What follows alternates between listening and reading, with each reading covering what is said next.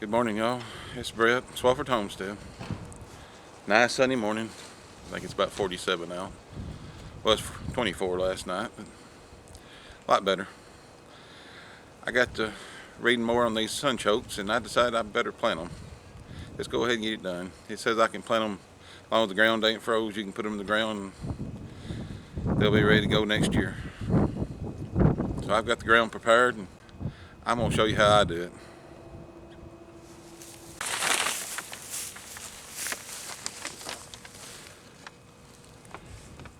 I bought a pound of these. They're all different sizes and shapes. That's the way they're supposed to be. None of them looks like they're dark enough to be bad or rotten or anything. And it says each lobe will actually make a plant. So I'm gonna put them in the ground. They say you can cut the lobes off and make more plants, but there's a chance of rotting every time you slice or cut a lobe. I'm probably just gonna put them in the ground the way they are, unless I've got a really large one. It's got several lobes. I might break one or two off. Just see if I can stretch it a little further. But like I said, I got my ground prepared. I tilled it yesterday. I mixed some peat moss in with it because this is clay dirt. Okay, now while we're looking these over, I got a little more information in case somebody's interested in these. Like I said, I've done some research. I didn't jump in this completely blind. You know, if you watch my video where I ordered them, I asked for people's comments. I got told a few things about them. Mainly online research. I kind of done an alternating pattern. I got one here, and there's one in the middle here. That kind of gives it a little more room. Kind of a zigzag pattern. But from what I read, everybody says, oh, Sunchoke, that's a Jerusalem artichoke. And it is. That's the name. But technically, Jerusalem is not its real first name. I guess you can say it's like slang. It's where people converted the name. A sunchoke, no matter what you call it, sunflower, sunchoke, sunroot, Jerusalem artichoke is not actually from Jerusalem at all. Has nothing to do with Jerusalem. The original European name they gave it, which meant sunflower, if it's mispronounced just right, it sounds a lot like Jerusalem. So it's not technically anything to do with Jerusalem. And these are not artichokes. They are distant relatives of artichoke, but they're not artichoke in any manner. They are actually real closely related to the sunflowers that people like to grow in their garden. It's just the root of one. Or the root vegetable one. There I go again saying root. That's something that got clarified more than once. It's a root vegetable, like a potato. But anyway, it is a potato substitute. It is a perennial. It can be invasive, but it takes years because it only comes around once a year. You know, it only grows one time in a year unless you've got a really warm climate where it can reproduce faster. Here, it only make once a year and make the root vegetable. But you don't dig them, they'll come up as a new plant next year. Which is the reason why I picked these.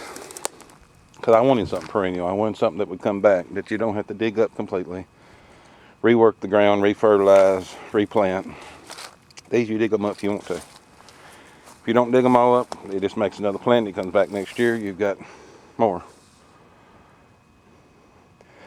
You can't really call it invasive because it takes too long for it to spread. You've got time to do something with it. This pound I put in the ground is not going to take over this yard in the next 5 years. Especially if I eat any of them. Or pull them up and transplant them or let somebody else have them. I'm going to bury these anyway. Let me get this covered.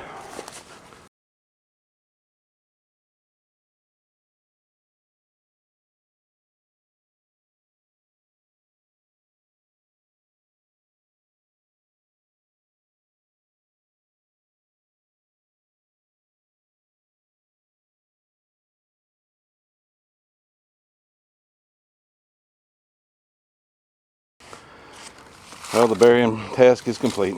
I have the potential of food next year already.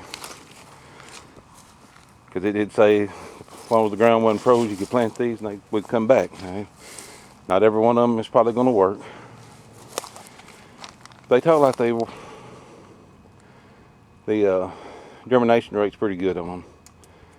Unless you got some dark or rotten spots, there's a pretty good chance they're going to grow. And they said even if you get a rotten one, or it's got rotten spots on it, to put it in the ground, it still got a good chance of growing.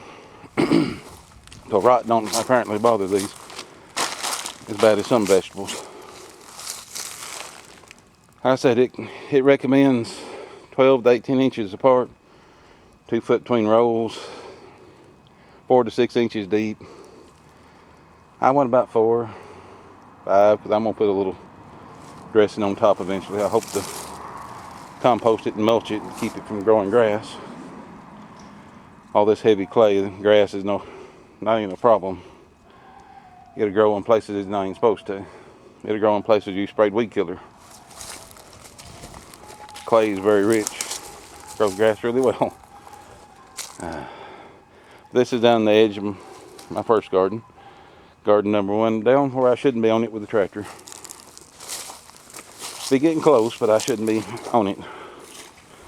It's all covered and ready to go. That's how I'm going to do sunchokes anyway. If somebody else has planned them and y'all got a better way, want to share some information, let me know in the comments.